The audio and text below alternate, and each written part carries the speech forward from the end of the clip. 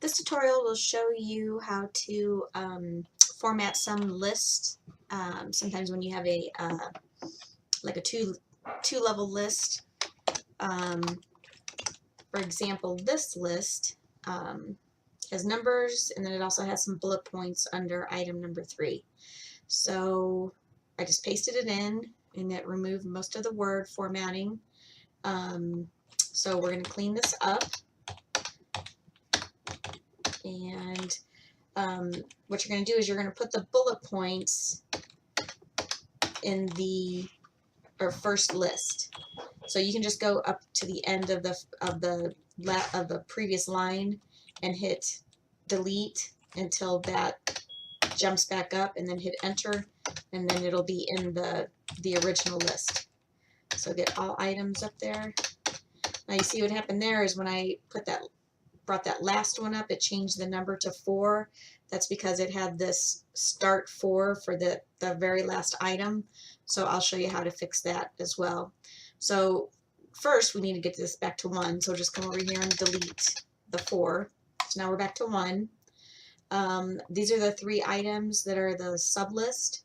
So we're just going to select all 3, and we're going to increase the indent, and that moves them over, and then you can change it to bullet.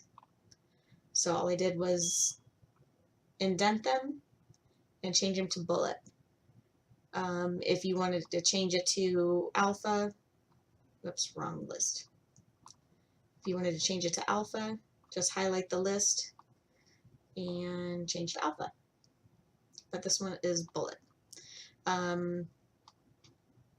You can come over here, and when we change, you can see that when we change that to alpha, it changed it from a UL, which is an unordered list, to an OL, which is an ordered list. And then it has list type lower alpha.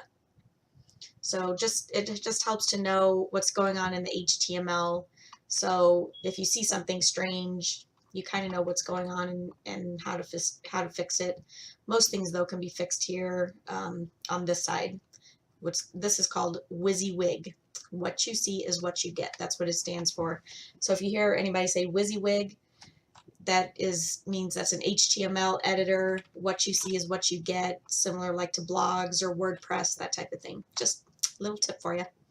Okay, so we're going to change that back to bullet points. We're going to select everything and justify it, and then we are ready to paste that in.